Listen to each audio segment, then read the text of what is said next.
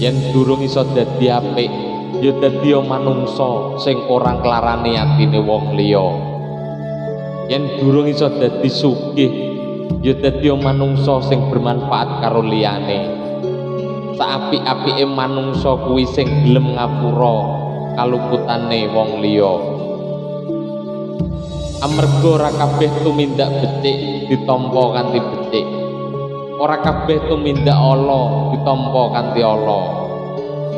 Eling ana ya ngger, banyu segara pancen ana pasang surute, nanging banyu segara kuwi ora tau beda rasane.